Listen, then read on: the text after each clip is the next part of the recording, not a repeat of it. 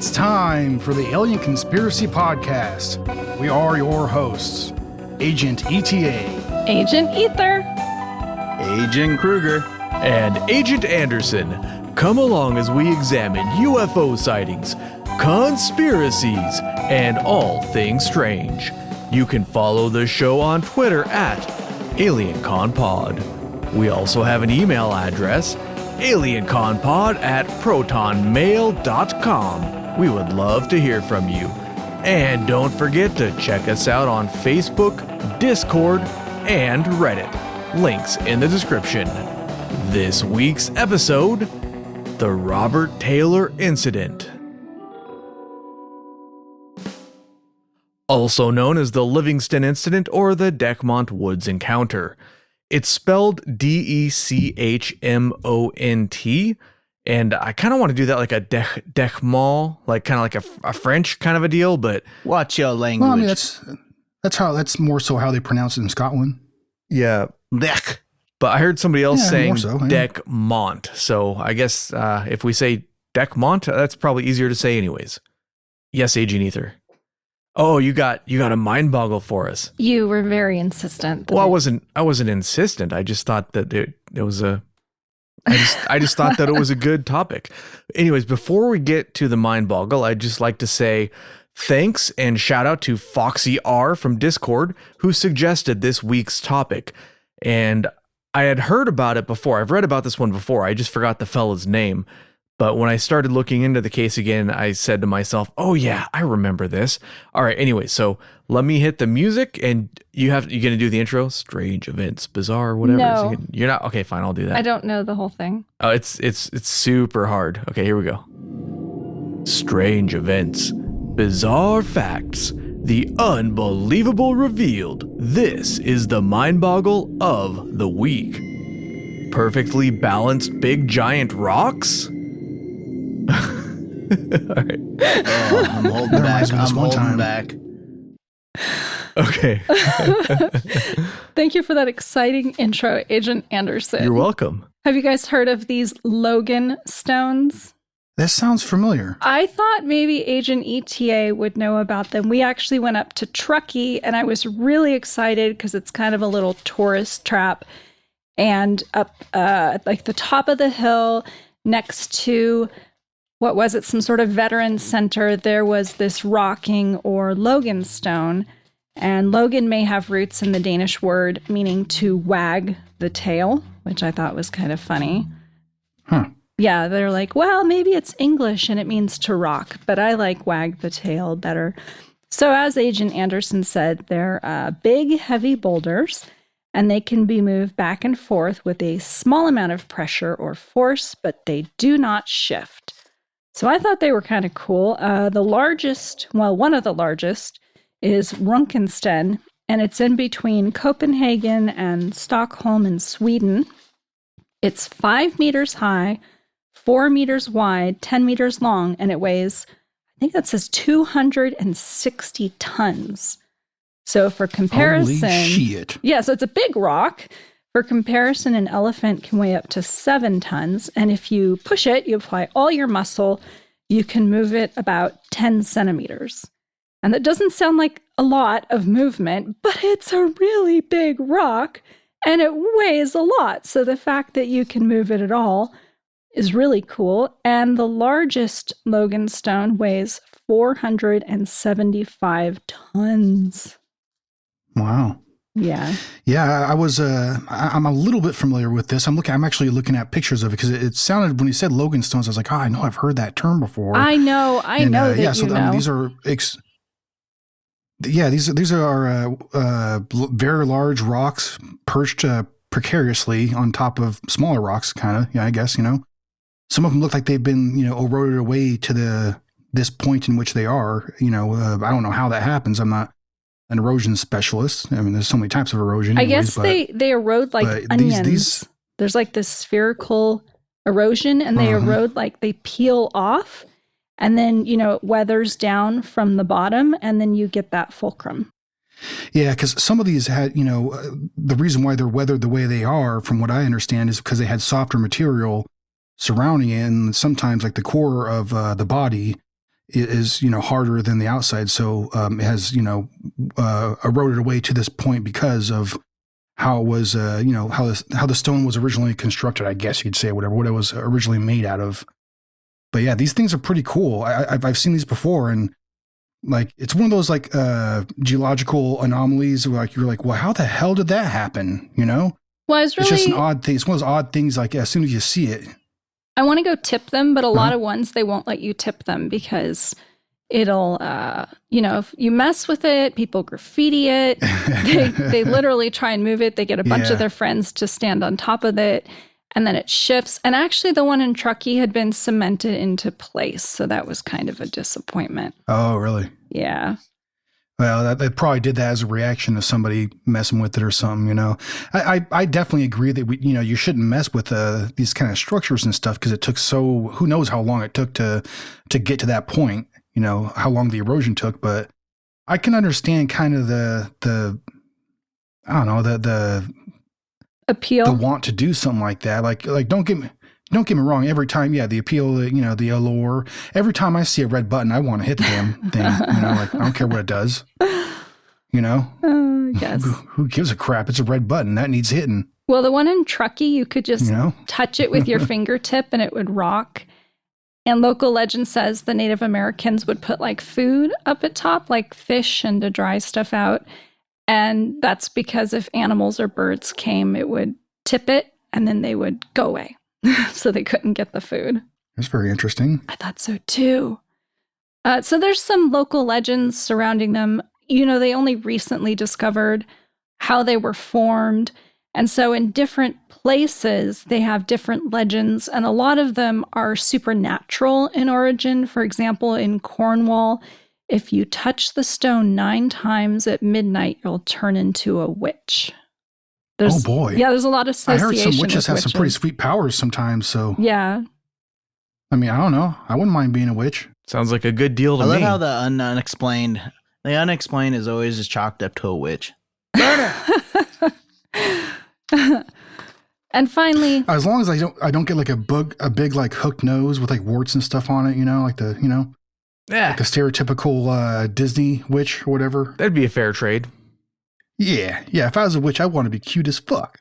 Well, that's what your spells are for, right? Oh, that's right. Yeah. You don't have to be cute. You just have to put a spell on everybody and make them perceive you that way. Okay, I got my joke now. What do you call a rock that's 1,760 yards in length?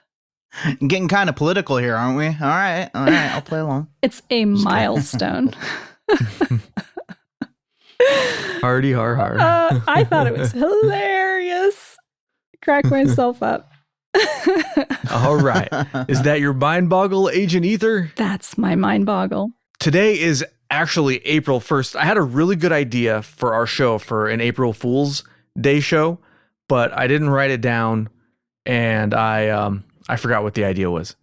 That's a sad story. I know. But this morning on Twitter, I see a tweet from John Greenwald Jr. of the Black Vault. He tweets that his picture saying his site got seized by the FBI, and it looks all official and stuff. So I'm like, so I retweet it, and I retweet it with the explanation saying, what? And then I went to his website, and it was fine. As I checked it, and it was there. So I was like, wait a minute. It's April 1st, isn't it? Got me. It was a pretty good one, though. Yeah. It was a pretty, as far as April Fool's jokes go, that was a pretty decent one. All right. Well, let's get into this week's topic. So we're talking about the Robert Taylor incident. And this one, like I said, is sometimes called the Livingston incident or the Decmont Woods encounter. This one is remarkable because it's the only UFO sighting or encounter in the UK that resulted in a criminal investigation. So I guess I'm not sure if they ever pressed charges against the UFO, but they were taking this pretty seriously. The police were, I mean. Well, one of the things I actually thought was kind of cool about this case was how seriously it seems like Taylor was taken. Like, it seems like everybody around him was taking him pretty seriously, and they were believing that he saw something, that he believed what he was saying, at least. Yeah. You know what I mean? Yeah, well, the dude And not got only that, I mean, the guy was a very well respected person. He was a war hero. yeah, the dude got kind of messed up. So when he got home and he was all disheveled and bleeding and stuff, I mean, that's not like somebody just telling a story. Like he had actual physical injuries and stuff. So I mean, at the very least, they But anyways, let's start at the beginning. So Mr. Taylor, he was, as Agent ETA said, he was a war veteran. He was a tank driver during the war and during World War II.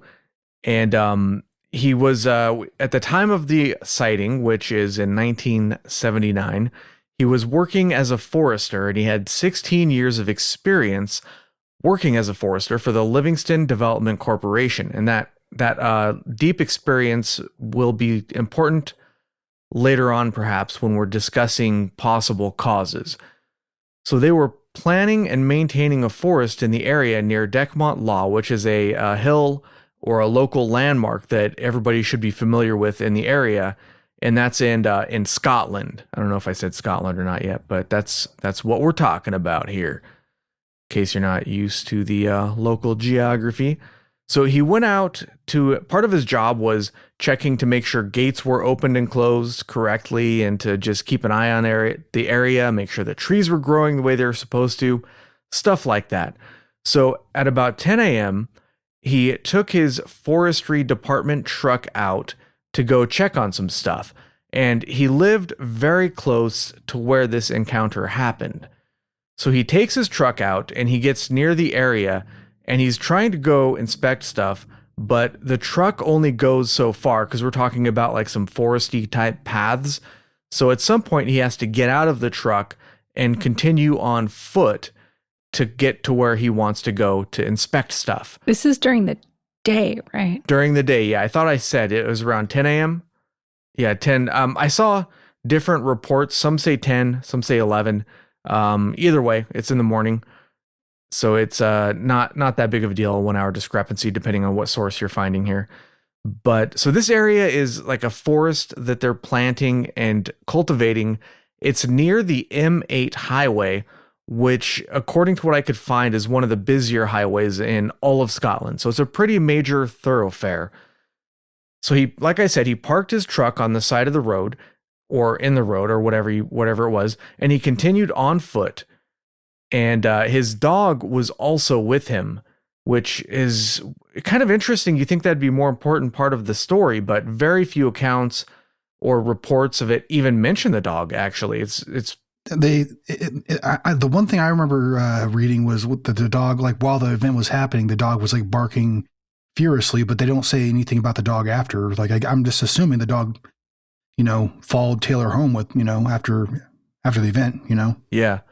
But yeah, they don't say if the dog had any sort of injuries I'm assuming it didn't, but we don't really know. At 10:15 or so in the morning, so about 15 minutes after he'd set out, he already got there and he was walking around. He rounded a corner on the path into a clearing. At this point, the clearing is actually about 300 feet from the main road, so it's not that far, and it was about a quarter of a mile away from where he had parked his truck, because he didn't park on the main road. He parked on like a forest road, but in the other direction from the clearing from where he parked, you can look up maps, but basically it was really close to the main road and about a quarter mile away from where he parked. So we're talking about fairly short distances here. You could not see the main road from the clearing because there were trees in the way, unfortunately. So no other witnesses, spoiler alert, I guess. So as he rounded the corner, he saw a dark gray domed object with a rim or platform around the middle. On the rim were arms or sort of like sticks or poles going upward, topped by what he said looked like propellers, and this object was hovering above the ground. Now here's where it's important to go look to witness statements rather than reports of what the witness said, because a lot of places when I looked at read articles and stuff, they said that the things that looked like propellers were moving, kind of like a propeller spinning. But when I looked at interviews of Robert, he never said that. He just said it looked like propellers. So I never found that Robert himself said they were spinning.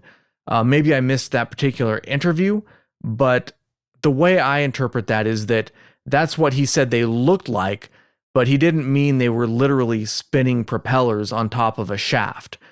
But if you can go look at like drawings and stuff in the police report, and it just looks like a propeller on a shaft, but they probably were not moving. But maybe they were, depending. But those articles that I read that said that, they were not like primary articles that were interviewing him directly. They were articles that were talking about the case that were citing other sources. So they were sort of removed from what he said directly. All right, so it was hovering above the ground. The dark metallic object seemed to have the texture of sandpaper, and it seemed to become transparent in some places, like it was camouflaging itself, which is kind of weird. So he estimated the craft was about 20 feet in diameter. He stood there watching the object, kind of mesmerized for a little while, and his dog, according to some accounts you can find, was also mesmerized and also stood there watching the object. He went a little bit closer to the object, and as he did so, two smaller objects, or spheres, came from under the object and rushed towards him. The color and texture of the spheres were similar to the larger object. They reminded Taylor of a World War II sea mine. Each had about 6 spikes coming out of it, and as they moved, they rolled on the spikes. So that's how they moved around. Kind of weird, right? He said that the spiky objects were about 2 or 3 feet in diameter, and one description said that the ball itself was 2 feet in diameter, and the spikes were about 1 foot in addition to that. So altogether, it was about 3 feet in diameter. So they rolled towards Taylor, and as the spikes connected to the ground, they made a plopping sound. Wait a minute. Yeah. Now it's quoted as being plopping and sucking sound. Yeah, it could be. The ground was That's what I read. The ground was reportedly wet, so it could make that sound. And when I say spikes, when I saw pictures of them, they didn't look like a spike that would be like an upside down V. It looked more like kind of like a golf tee or something. Like it actually kind of looked like a Y shape. So they went out as like kind of little sticks, I guess, and then got bigger at the tops. So if you can visualize that, and that might explain why as they moved and those things went into the ground, they would make like a sucking or plopping sound because the ground was supposed to be muddy and wet. The spheres moved closer to him, and they each extended a spike, and one spike from each object, and they attached to his pants on the sides just below the pockets. And as they did this, the spheres made a hissing sound and secreted a strong, acrid smell similar to burning brakes that made him choke. They started to pull him towards the larger object, and he lost consciousness. He fell down. Some accounts, he fell down and lost consciousness face down while being dragged. One interview I saw, it was a shorter interview, and he wasn't giving that much detail. He said they grabbed him, and then he just lost consciousness around that time. So it's possible that, he was just doing a shorter interview than normal.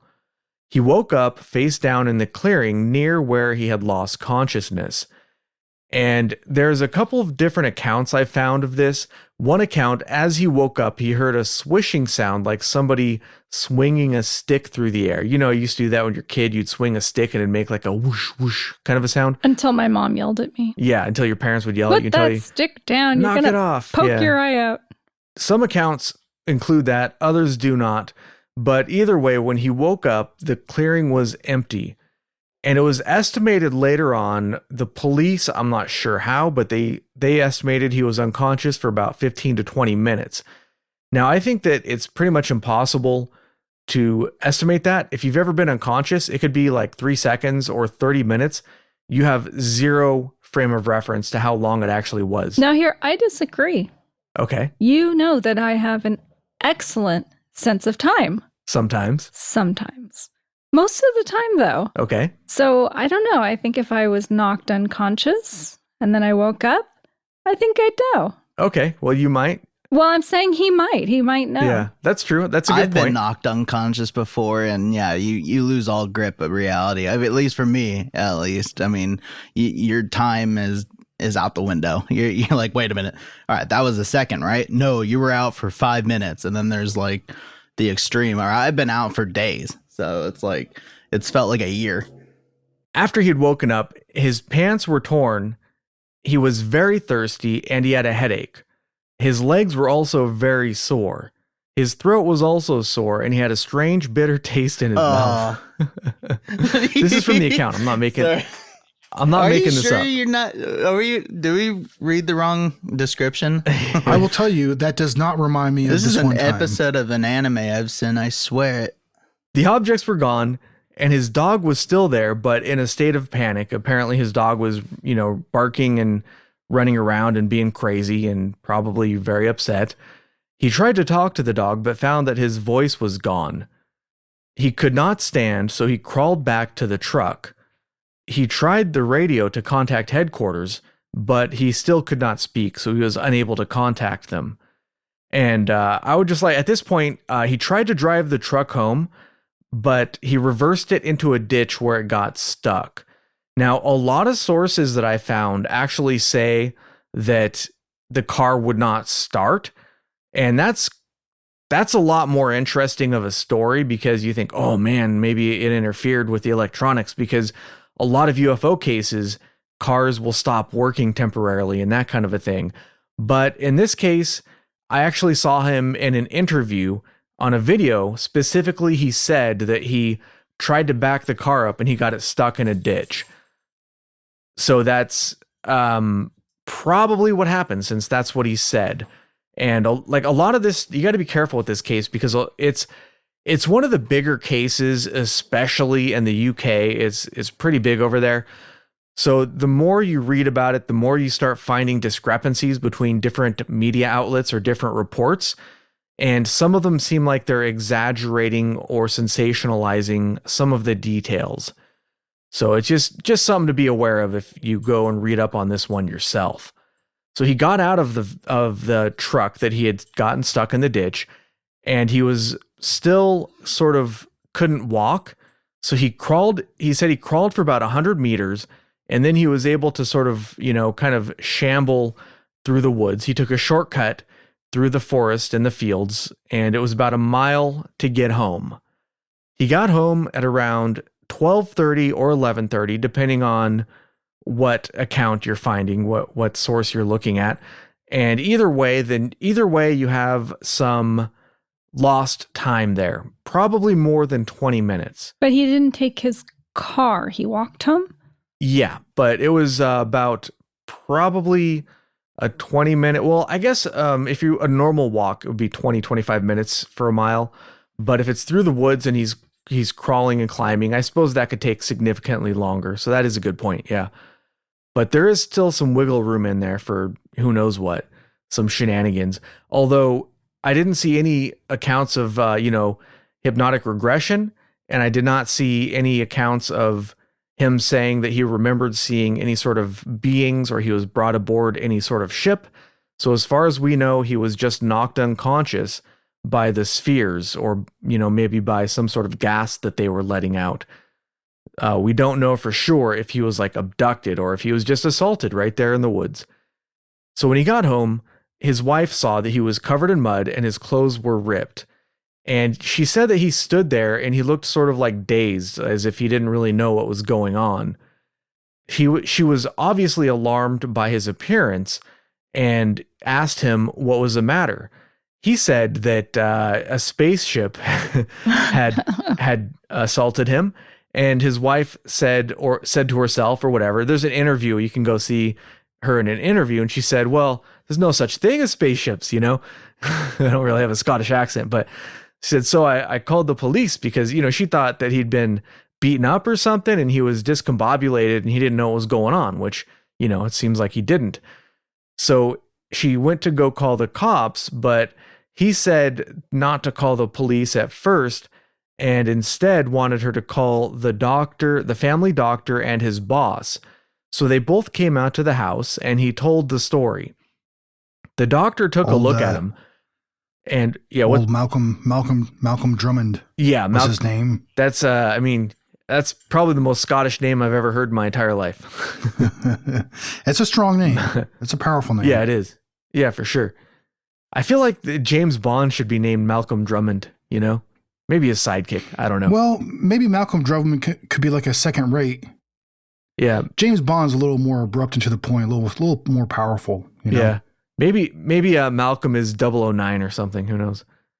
So anyways, they were at his house. The doctor examined him and determined that he didn't have any head injury that could cause confusion or hallucination. So he didn't notice any bruising or anything like that to where it looked like he'd taken a blow to the head. So this is like a house call. It's 1979. And he must have known his doctor pretty well to make a house call. Yeah, it might have also been kind of a smaller town at that time. Yeah. Did I say what date it was? I thought you said 79. I said 79, but I don't think I actually said what date it was. So let me... I just remember it wasn't on my birthday. I believe it was November 9th. November 9th. There you go. Yes, you are correct, sir. Okay. Yeah, I don't think I said that yet. Just for anybody curious, this happened on November 9th. All right. So the doctor convinced Robert to go get checked out at the local hospital. Meanwhile, his boss, Malcolm Drummond, he rounded up some forestry workers to go investigate the scene of the crime. And at this point, imagine that you're Malcolm and you're like, whoa, what are you talking? You're like, I don't know what's going on here. It was something weird. All right, time to round up the posse. With their pitchforks. Mind if I correct my mistake right there? What's that? Yeah, Malcolm Drummond. Yeah, no, I responded to you by saying Malcolm Drummond was the doctor. The doctor's name was Gordon Adams. Yeah, the boss. Oh, yeah, okay, yeah, the boss. Drummond was a supervisor. I got that mixed up. Yeah, my bad. Oh, okay. Whoops-a-daisy. Whichever. All right, so they went down there with the posse to take a look at the scene of the crime while Robert went to get checked out at the hospital. But he waited at the hospital for a few hours, got impatient, and left before they did any sort of examination. That sounds like something I might do. Yep. Honestly, you're in the ER. It's been like 5 hours, and you're like, well, I feel fine. I'm just gonna skedaddle. Well, he'd probably felt fully recovered by that time, so he left. And that's kind of an interesting detail, and that kind of goes along with an idea that he was exposed to some sort of chemical, because he had like irritation of, like, let's say the throat area, and, he felt sick for a while, but then he recovered over time, over a few hours. That sounds like chemicals, I wonder if like those aliens or whatever, if it were aliens, like trapped him. Now I know because I even heard a report that he had a watch on and he knew what time it was when around what time it was when he first saw the craft. And he had said that like it was about 20 minutes that he was passed out for or unconscious. Oh, because of the watch. It could have been 20 minutes but 20 minutes in our time, but maybe, maybe these aliens know how to manipulate time. You know what I mean? Could have been way farther. That's a good point. point. Like some of the injuries, like it makes me kind of very suspect of these aliens and what they were up to, because that might have been some dirty birds. You know what I mean? He had an irritated throat. He was a little nauseous. They tried to pull his pants off. Throw up, who knows? Yeah, right? Exactly. His trousers, dude. Could they have been trying to pull them off? Yeah, I think so. Nefarious. Oh, dude. There might have been some dirty birds, dude. Who knows what may have happened to him, Yeah. It's not just an assault. That might have been something a step above, an extra level there of interaction. I don't know. But, I think that's reasonable, Well, that's one possible theory, I suppose. Okay, I don't know why, but this all reminds me of, do you guys remember from Sesame Street, the aliens? And they look like mops? Do you remember this at all? Everybody kind of looked like a mop on that show, didn't they?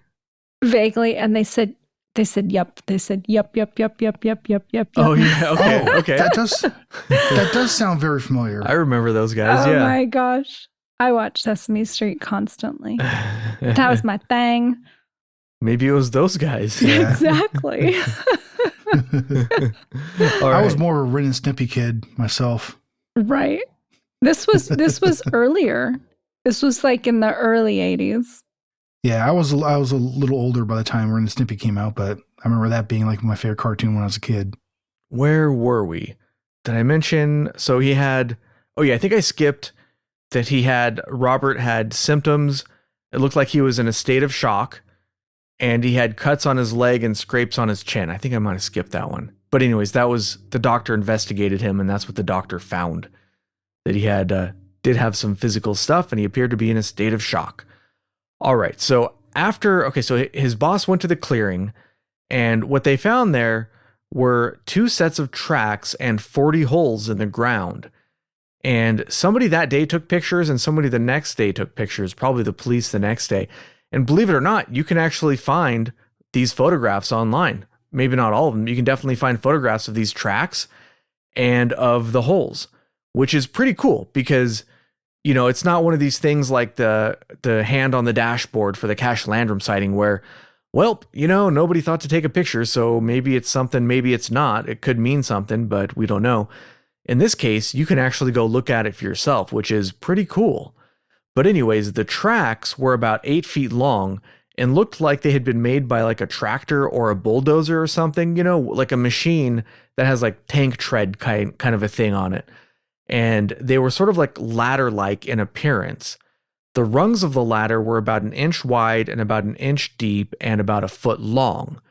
The tracks looked like they were caused by heavy machinery, but now this is one detail that I couldn't really verify anywhere besides I saw it in an article, but this article didn't seem to have, it seemed to have some discrepancies with other stuff, so take it with a grain of salt. But according to one article I found, only the grass was bent, but the ground underneath was not disturbed, like the dirt was not pressed in at all. Like if you had something heavy on muddy ground, it would press in the dirt. But when you look at the picture, it kind of looks like, to me, it looks like the dirt has been formed as well. So I'm not sure I really believe that little bit of it that I read, but I figured I'd throw it in there anyways, just because if that's the case, if the dirt was not disturbed underneath, then that's pretty interesting. Like what would cause something to look like a track like that? Clearly it wasn't some kind of bulldozer, which would have definitely also displaced the mud underneath. All right, now the 40 holes were, they exposed fresh earth, and they tapered from a maximum width of 4 inches, and they had a depth of about 4 inches. They were angled about 30 degrees off of the horizontal plane.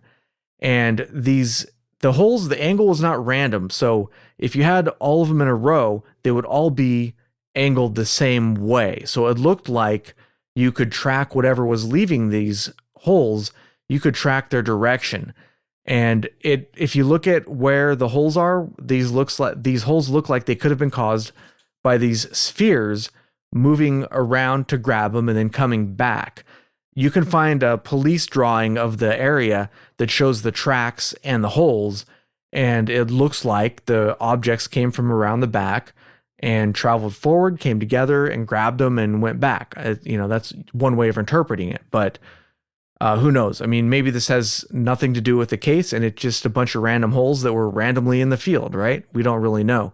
No, I don't know. I think I tend to think that like all these holes and those track marks and stuff that were very well documented. Right. Why would they be there if not something happened? And like everybody that had like looked at that area and tried to think about how those marks were created, they all said like, look, there's no marks, there's no tracks coming in or going out, or for whatever reason, it looked like these tracks that were made by something very heavy, especially like the track marks, like that looked like it was like made by a tracked vehicle, what have you. Whatever made that was very heavy. Yeah. And they just couldn't figure out how the hell they got there. Like, what the hell? Like, there's not even like track marks from like a trailer or something like that coming into the area, maybe like offloading some and then loading it back on, whatever. There's none of that evidence, And, it just like the tracks don't make sense to me. You know what I mean? Especially because there's no tracks coming in or out, So that's the big key part of it, I think. Yeah. Not only that, but the police went even further. So at some point, the police were informed of this attack and they took it very seriously and they considered it an assault. They said, this guy's been assaulted or attacked somehow. We got to get to the bottom of this, And this guy, I think when this happened, Robert was, I think I read he was 61 years old. So he had been in the community for many years. He was probably well known. He was a respected war veteran. He was a respected member of the community. Oh, he was definitely well known. Yeah. And this was probably a lot smaller community than most of us are used to living in. Like the city where I live is, I think the population something like 200,000 people or whatever. So I think it's more. yeah, it's something along those lines. But there's a lot of people that live here. You could meet a new person every day of your life, and never stop meeting new people. But I think this was a smaller town, is the impression I get. I didn't think to look up the population, but that's just sort of the impression I got, was that it was one of those towns where everybody kind of knew everybody, and this guy had a reputation, and he was really well respected. But yeah, as far as the police investigation goes, they had a lot of insight, well, a lot of thought into what they were doing, and they checked the forestry equipment against the tracks, and they didn't find anything that could match up to the tracks. And they even searched the surrounding area for evidence of, like, let's say some kind of crane or some kind of machinery that could have picked something up and dropped it in the clearing and then picked it up again without leaving tracks going into or out of the area. But they were completely perplexed as to how these tracks, which obviously look like they're caused by heavy machineries, how these tracks could have gotten into the area. And if you look at the photographs, one of the details that it's hard to make out in the photographs, but one person or one report said, so again, it was not something that was super common, but one report said that on the holes, blades of grass next to the holes were cut or sheared off. So like almost like you had, like maybe like a straight cylinder kind of a thing going in and like shearing off the grass as it went down. But either way, if you look at the picture, it doesn't look like something that somebody could easily do by themselves. Like if they brought some kind of tool, just like to push into the ground, it looks like the ground was pushed down by something heavy, not like maybe somebody used a shovel or something to kind of dig it out. If you have to look at the picture, but that's sort of the impression I got when you're looking at the pictures of these holes. It's really mysterious. And that's one of the most interesting things about this case is these tracks seem like legitimate evidence. Evidence of what? I don't know, but they're weird and they're probably, unexplainable. Nobody's really been able to explain them to anybody's satisfaction so far. And this happened in 79. The boss that, what was his name? Malcolm. Yeah. Malcolm, I have a quote here from him. He said, "There's no doubt in my mind that these marks were made by a perfectly solid, heavier than air object. They had been made by some machine which had come vertically downward. I don't believe in anything from outer space. The only conclusion that I can come to is that it must have been a man-made object, some sort of secret machine belonging to one of the government departments." And that's obviously one of the possible explanations for this, but we'll talk about those in a little bit. The police, they actually roped off the area to investigate. And they, let's see, scroll down here a little bit. Okay, one of the other things they checked on was they looked to see if there was evidence of a helicopter having flown anywhere near the area that day and even the day before, and they could not find any record of a helicopter either. And that's also important because theoretically a helicopter could have dropped something off in the clearing and then come and picked it back up as well. But that also did not check out. And I'm guessing that they asked all the local like the local military bases and airports and things like that, and they were unable to find anybody who had a helicopter operating in the area at the time. The police concluded from the police report, they said that the marks indicated an object of several tons had stood there, but no information has been gained to explain them. So they were convinced as well. It's nobody who went to the site, as far as I can find, was able to dismiss these tracks or these holes as something that was, maybe caused by like rabbits digging in the ground or, some sort of natural thing, or maybe somebody putting a weird shape on their shoe and stomping around. They were completely perplexed. So the police also took Mr. Taylor's clothes and gave them to a forensic analysis. The lab that they sent them to determined that the tears on his pants were not caused by rocks, stones, or forest debris or sticks or like stray nails or anything like that. they concluded that the tears were caused by like something that attached, like a broad clamp or something had attached to them and pulled on the cloth, just like Robert described. So I'm not sure exactly. I didn't read that report, even if it's available. I'm not sure if it is, but I'm sure they have ways of looking, maybe using microscopes or whatever, because if a nail tears your pants, it's going to look different than if somebody puts a broad clamp on it and then pulls it hard enough to tear it. That's just sort of, you just imagine different things like rocks or whatever that could tear your clothing. Depending on how your clothes are damaged, it's going to look very different. So at the end of the day, the police concluded that Robert's story matched the physical evidence. He was a known and reliable person who was not prone to tell tall tales or pranks. Because of the physical evidence and his good reputation, they concluded that he was being truthful, even if you can go see some of the police and interviews, and they didn't really seem to believe the story that he told, but they believed that Robert was being truthful.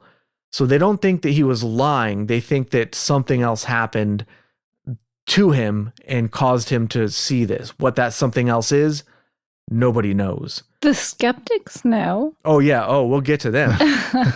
So, yeah. Well, I mean, I have one account from one of the police constables that interviewed him. Yeah, go for it. His name was Bill Douglas, and the guy is the interview that I watched. Like he was seemed to be honest. Didn't seem like he was trying to lively things up. And make things sound more grand than they were. You know what I mean? No. What that would also be his has motive? to do with what he said about, and that's one of the things that like surrounds this case. Also, like I said, some of these people really actually like kind of stick up for Robert Taylor, and like say things. But so anyways, Bill Douglas was one of the constables, one of the law enforcement individuals that interviewed Taylor after the event happened, and like he basically says that he thinks Taylor was telling the truth. Now he also does express that kind of same sentiment where he thinks there's more of a reasonable explanation for what Taylor says he thinks he saw, but he says like he believes him that he's telling the truth, whether that be aliens or a hit to the head or blow to the head or ingesting like chemicals that may make you hallucinate or something like that. But he still says like he like sticks up for him and says that I think he's telling the truth. He was but he also said in his interview, this one that I watched, that Taylor was like a very religious individual. He was known not to be a drinker. And many of the people that he talked to after interviewing Taylor, pretty much said that like they don't think that like Taylor would ever make this kind of stuff up. He's never been that kind of person. They've never experienced it at least. And actually a direct quote from that fella is actually, he said, I think what he said to me was quite true. During the interview, I was quite taken with him. He wasn't trying to enhance the situation. It's just a short little quote there, but I mean, like the guy believed him, and that kind of, because I think most law enforcement individuals, if they've been in the career for a while, and it seems like this fella had, I don't know his whole career, I don't know how long, but anyways, you get a feel for people if they're trying to make things, sound more grand than they are, or whatever happened, or if they're lying just in general. So I don't know, the way that he kind of, stuck up for Taylor and, supported him basically, it seems like the guy was taking him serious, and that's one of the reasons why, that constable and the other law enforcement individuals that were involved in the initial investigation. I think that's why you have so much evidence here and why they even went to the site, like most places, in my opinion, like if you went to, whether it be a sheriff's station or a police station in this country, in most places, if you told them this same story, they would probably send you for 5150 or something, like, nah, you're crazy. You're crazy. We don't believe you. Like, or they would just like, shoo you off. Like, just get out of here. Like, we don't believe you. Right.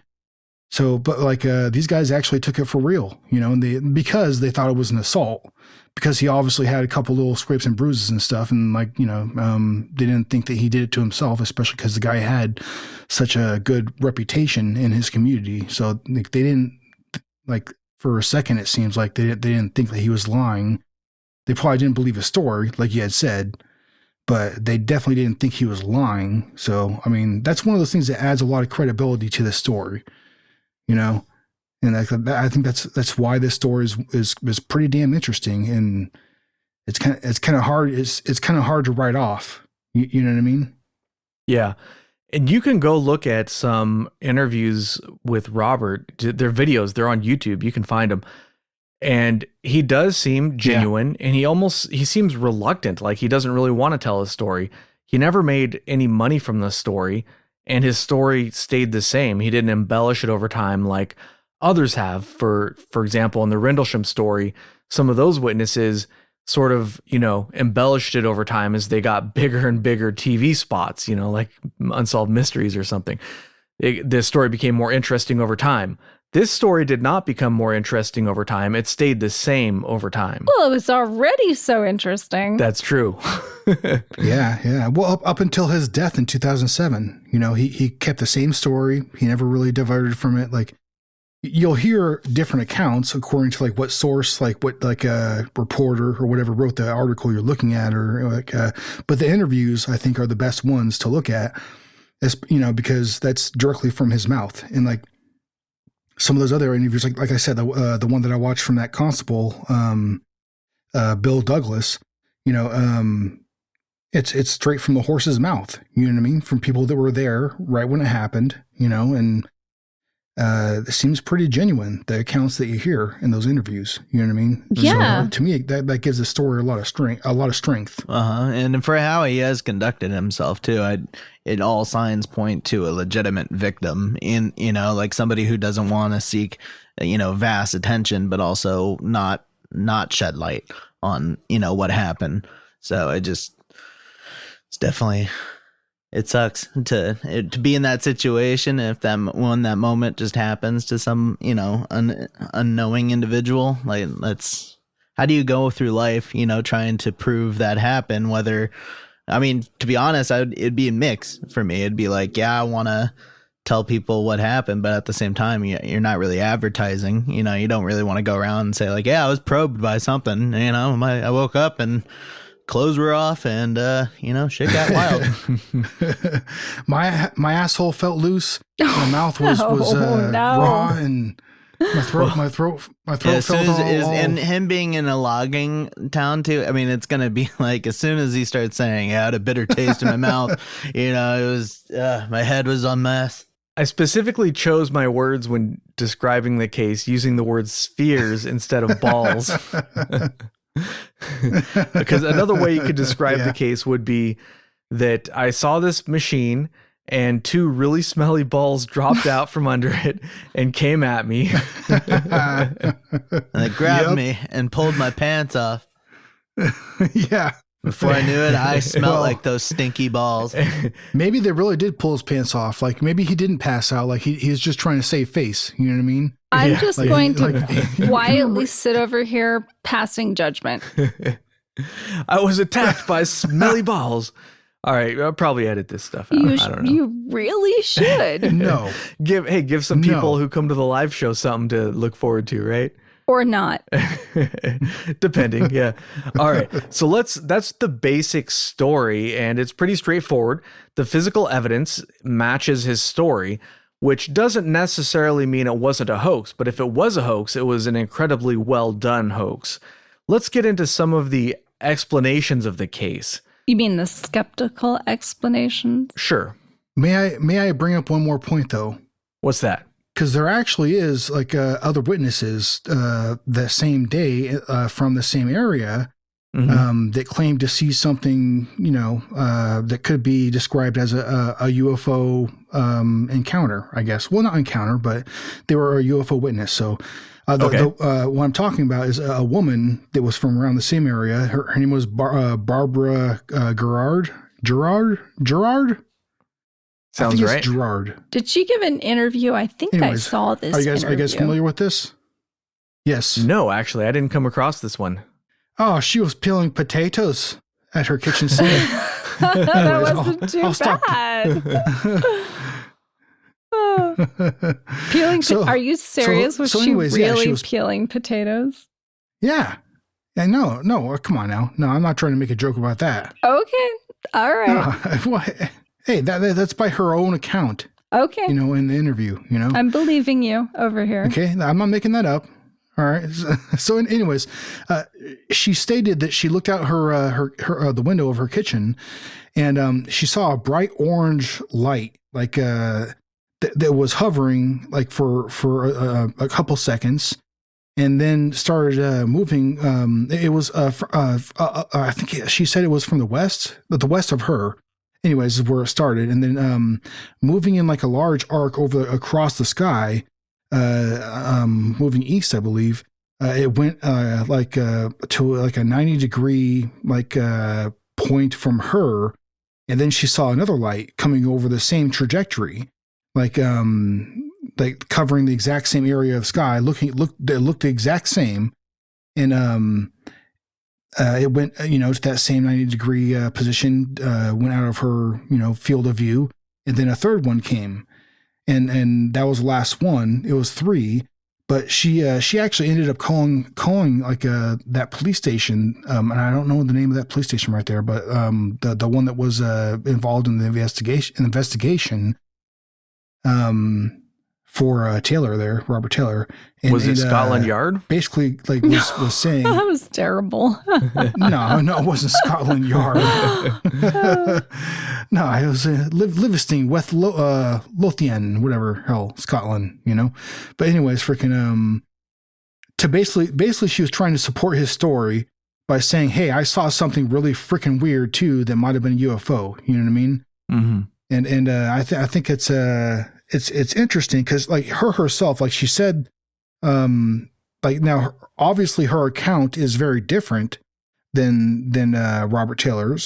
She saw 3 different objects moving in the same trajectory across the sky, and she said specifically that like it wasn't anything like she had ever seen before, and she would never see it again. Also, is what she said. But it's for her, it seems like it was very obviously unique experience, and it stood out quite a bit. She said the objects didn't act like planes or like helicopters or anything like that, like the way that they were moving, I guess. And so like, yeah, I thought that was kind of a cool little like side note to this case, because like it was there's so many little things that actually kind of support Robert Taylor's story, instead of making him look like a liar or make it look like he's trying to gain attention or anything like that. That doesn't seem to be the case. So like I don't know, man. This case is one of those ones where I tend to believe him. I at the very least I have the same opinion as those police officers that were investigating the case. Like I think the guy was telling the truth. Whatever he did experience, he was telling it how he remembered it. Yeah, I definitely agree with that. But, well, we can actually explain this. But this sighting can be completely explained by, any guesses? There was a water tower. No. In the distance. No, we'll get to the water tower. Okay. Yeah, I think Agent Kruger just said he was kind of breaking up a little bit there, but a mirage of Venus. Not sure how that explains any of the details of the case, but apparently that was one skeptical explanation, was a mirage of Venus. How is it a mirage? I mean, I saw that explanation. What do they even mean by a mirage? I don't know. And how are you going to see Venus at 11 in the morning? That's a good point. Don't you often like look at the sky and then get attacked by like constellations and stuff, like they're trying to drag you towards a vehicle of some sort of craft, That happens once in a while. That doesn't happen to you? No, that sounds reasonable to me. I only look into the sky when I'm looking for chemtrails. Oh, I got a good picture the other day of a couple of chemtrails. making a big giant X in the sky. It's pretty cool looking. There's another one. Yeah. I don't know what to think about chemtrails. Like there's reasonable points on both sides, but I do remember that when I was a kid, I didn't see like all these like trails in the sky and stuff. You know, I know that. I don't remember it, at least. I don't think. Just so our audience I don't knows, know. we did an entire episode on chemtrails. So go back. It's pretty good. Yeah. Oh yeah, it's awesome. You guys should definitely listen to Yeah. it. Although, as far as topics go, I felt it was a little on the weak side because there isn't really a whole lot of evidence to back it up. It's just sort of speculation. No, it was a good episode. Yeah, it was good. It was a fun one. But I mean, there does seem to be some evidence that they have done experiments with things sort of like chemtrails or like putting stuff in jet fuel or Well, whatever. But we don't really know for Yeah. sure. But I mean, that's a whole other episode. So let's not get into Which that. we already did. Yeah.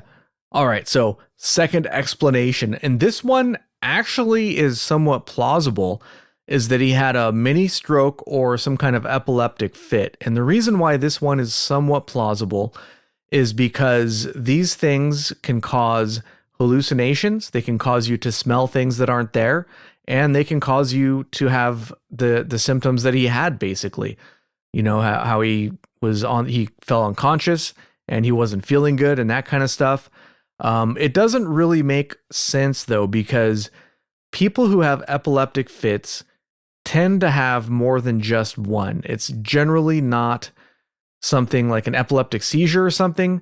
Most people don't tend to have one and then never again. You know, it's not usually an isolated thing. So that seems a little unlikely, but the descriptions do match to an extent. Same thing for a mini stroke.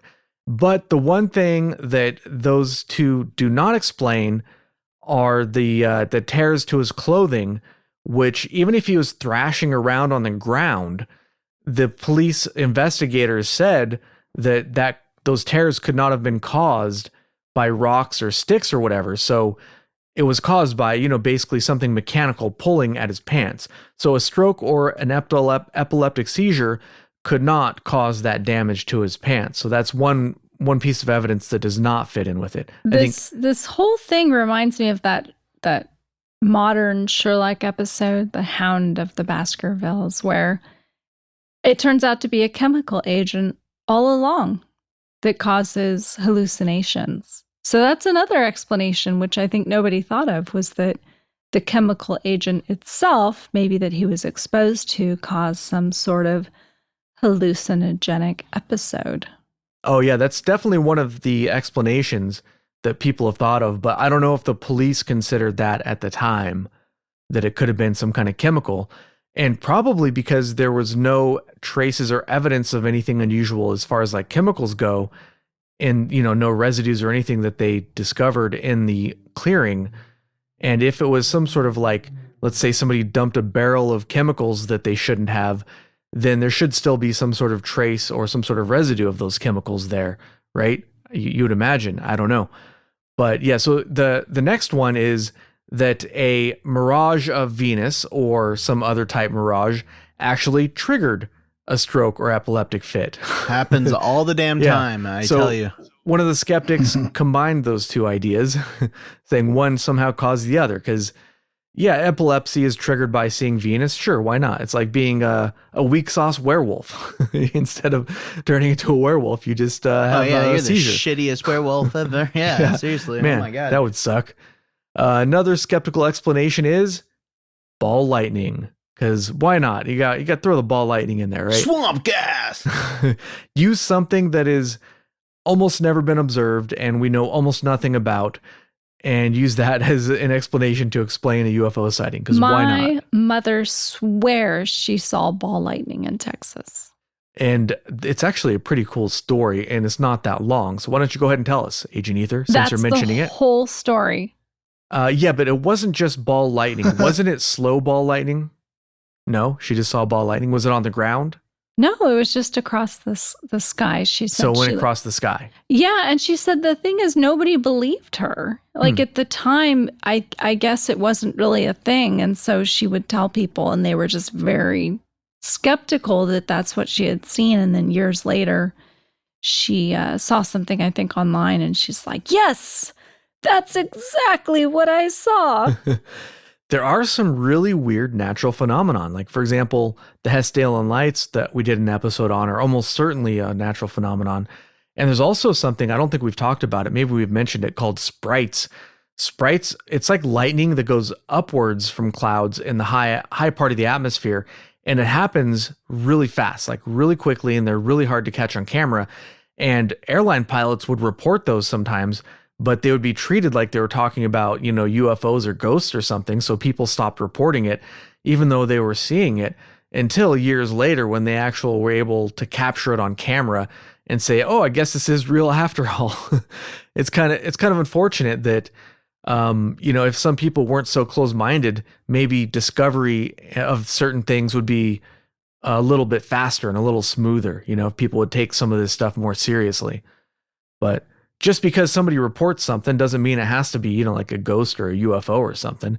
Could be a natural phenomenon. Yeah, with spikes and stuff that leaves tracks. Like a giant COVID. Yeah, giant COVID. There you go. That's actually what they actually kind of do look like little COVIDs, don't they? Or giant COVIDs. Yeah. Yeah. That's a good point. So I think Ether mentioned the nefarious UFO shaped water storage tank. I think you mentioned that. I did briefly mention that someone had thought, as a skeptical explanation, that there was a water tower in the distance combined with either some epileptic fit or a stroke, which caused him to think that there was a UFO, because why not? I guess. The problem with that theory is that this water tower, or water tank, I should say, it's not a tower, it's on the other side of the road, and you would not be able to see it from the clearing. There are too many trees in the way. You just can't see it from that spot. But perhaps he knew it was there, and so in the back of his mind, using his imagination, perhaps something that occurred to him. But if you look at a picture of the thing, which I found online, you can go find a picture of it, it just looks like a water tank. It doesn't look like a UFO. It doesn't look like a saucer. It just looks like, it's a circular water tank, I suppose. UFOs, flying saucers are circular. Water tanks are circular. There you go. He must have seen a water tank. I mean, that's really pretty much all there is to that explanation. Well, now I want to go into Project Blue Book and see if there are any similar sightings, because I have never heard of a sighting like this before. Right. It's pretty unique as far as I can tell. And if you want to look into sightings also, there are other places besides Project Blue Book, especially places that have more modern sightings. I'll talk about one at the end here, because I figured we never say where to report UFO sightings.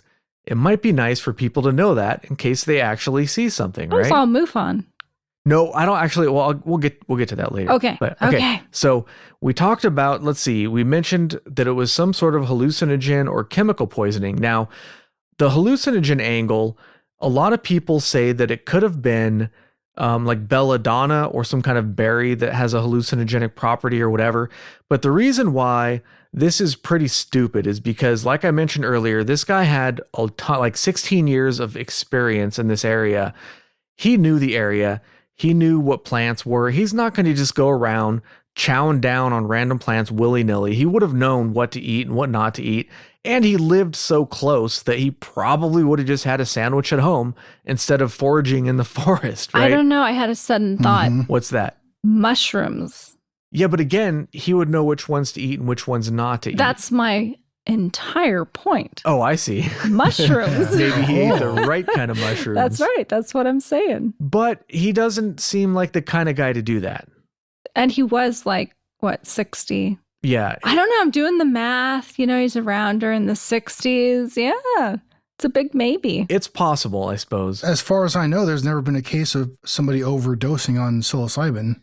But if he had been hallucinating on purpose, I don't think he would have reported his hallucinations as being real, and it still doesn't answer how he got his physical injuries and how his pants were torn. I mean, that doesn't really, that'd be one hell of a trip, right? That's the thing about this case, is like the tracks and the physical evidence don't really match up to any of these explanations so far.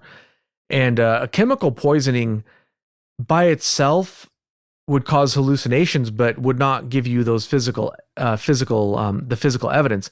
So the only thing I think was some sort of hallucinogen or chemical poisoning would be maybe some kind of government experiment where the government laid a trap there for him to go in there, and they put some kind of weird looking machine and they tore his clothes or something. But I mean, that seems pretty far-fetched for That's going out of their way. Yeah. I mean, if anything, you could make some sort of case for LSD spiking, because I mean, there is cases of that. yeah. But even then, I mean, I don't know. They would go out of their way. Yeah, it's And then we're going to dress up like a giant robot and we're going to spring ourselves on him. All right. Yeah, sounds good. He's going to freak out. yeah. It's just none of these explanations really are a good match for the case. And the last one I have here, as far as explanations go, is one of the skeptics said that there were workers who were like putting cables or doing some work in the area, maybe at the main road, and they had stored their ladders in the clearing, which could explain the tracks in the clearing. But first of all, you can go look at a picture of these tracks. I don't know what kind of funky ass ladders these people were using, but that doesn't look like any ladder I've ever seen. But I mean, They walking besides on that, stilt ladders. Yeah. why would they store their ladders in the middle of a forest that's not super accessible from wherever they're doing their work? Like maybe they would leave their ladders on the side of the road and come and get them later. It doesn't make any sense. Like, yeah, okay, some workers just put their ladders on the ground there and left them for whatever reason. Why not? Yeah, that clearing isn't really next to anything. Yeah, not at all. It's in the middle of the woods. It doesn't. That's just.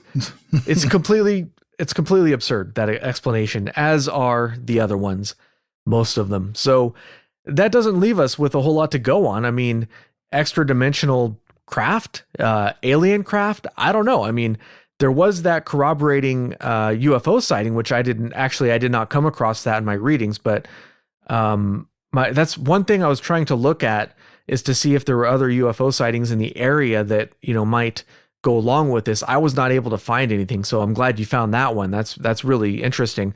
Yeah, good old Barbara. Yeah. But I mean, it's kind of a strange case.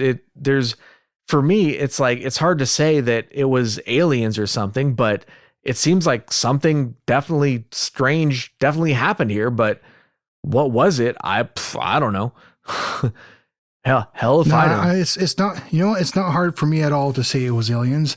Matter of fact, I think it was aliens, interdimensional aliens on spring break. Spring I think break. they plopped down. Yeah, on what we would call their spring break. You know what I mean? Yeah. So yeah, they came down, they plopped down where they did. And they found their target there, Robert Taylor. They were like, they were predators at this point. And my opinion of what they did to him was probably less than mentionable. I'll just say, he was very deprived. I think what probably happened. So yeah, So you could actually go visit the site to this day, and they put a plaque on a rock to commemorate the sighting. The plaque says, "This is the site referred to in Arthur C. Clarke's Mysterious World, which describes an encounter between a forestry worker out walking and what appeared to him as an unidentified flying object." They should have said unidentified hovering object, because he didn't see it flying. He saw it hovering. But anyways, there is that plaque. So I went ahead and saved you a trip to Scotland, going to look at the plaque in the clearing. So that's pretty much the case.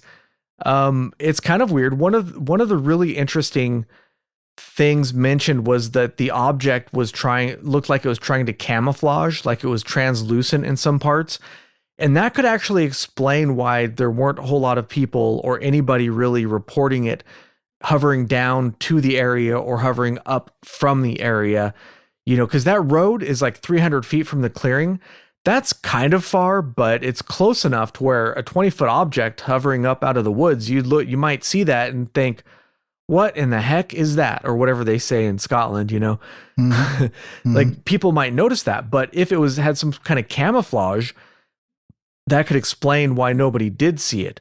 But it's also, like, if you're ever driving, you kind of get like road hypnosis or whatever, where you don't really, you get to where you're going and you're like, oh yeah, like I kind of remember driving here, but I zoned out, or maybe somebody saw it out of the corner of their eye and they're like, oh, that must be a water tower or whatever. Like if you're driving, it'd be real easy to miss something on the side of the road, even a UFO, I think. So unfortunately, we don't have witnesses from that highway that reported it. But even if they did see it, they may have either dismissed it, not reported it, or not even noticed it in the first place, Yeah, because it's not like this was a nighttime. If it was nighttime, that'd be a different thing. If it was as bright as, if it was bright at all, I guess you're right. Yeah. Because, most UFO encounters tend to have that, where the object is bright or illuminating some kind of light. Yeah. So, I mean, I don't know. Yeah, Who knows? But this is broad daylight. Yeah. I already thought it would be fun to go to Scotland, but now I want to take a tour, go see the Rocking Stone, Nessie, and the forest. Yeah, the UFO forest. That's right. There's apparently a golf course right next to it nowadays, so and go golfing. We could go golfing, yeah, which, we don't know how to do, but we could learn. I did read in one article the plaque that was put up there. I heard it was stolen. Ah. And it's for sale on eBay. That sucks. Somebody's always got to go and ruin it. I have no way to confirm that, but it was in one of the articles that I read, so I don't know if it's true or not. That's pretty much this case. And before we end, I wanted to say, like I mentioned earlier, I always wanted to say where you can report your UFO sightings, because I think that might be something our listeners might want to know about, because I'm sure some of them have had UFO sightings of their own.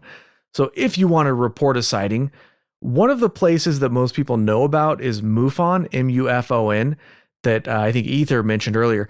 But I don't like them as much because their database is stuck behind a paywall.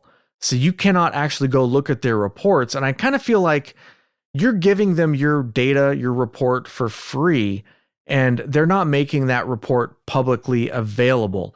Now, I'm okay if they have like podcasts and they have, television show productions and weekly or monthly publications or whatever it is. They have all kinds of stuff going on that I'm perfectly okay with them having that stuff behind a paywall. I'm fine with that.